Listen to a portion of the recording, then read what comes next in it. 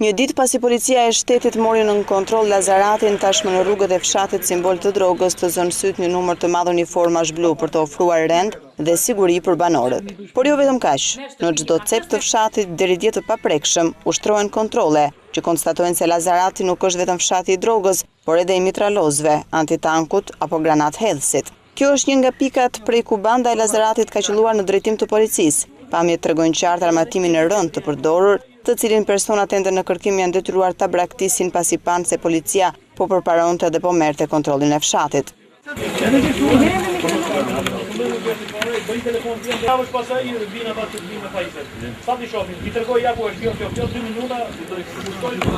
Pikërisht këtu policia ka sekuestruar 2 mitralozë, një antitank dhe një granathedhës, 32 armë zjarri automatike pushk, ka sekuestruar dhe 4 pistoleta, 29.750 fishek, 4 kuti predha granathedhësi, 3 granata e 4 kallëp tritoli.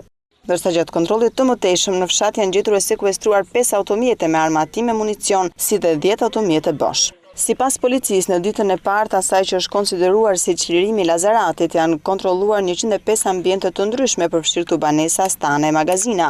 Janë gjetur e asgjësuar mbi 7 tonë e 500 kg marijuan, si dhe 25.800 rënjë bim narkotike kanabis sativa. Ndërkohë policia bëri të ditur se është arrestuar Telha Gjyli pasi në shtëpinë e tij u gjetën 590 fishek, 23 karta telefonike, 4 telefonat celular, 2 targa të huaja e të tjera materiale si këto. Në total, sasia e drogës së asgjësuar që në fillim të nisjes së operacionit policor në Lazarat ka shkuar në mbi 30 tonë, ndërsa u zbuluan dhe 4 laboratorë, nga të cilët 2 të përpunimit të bimëve narkotike dhe 2 për përpunimin e vajit hashashit.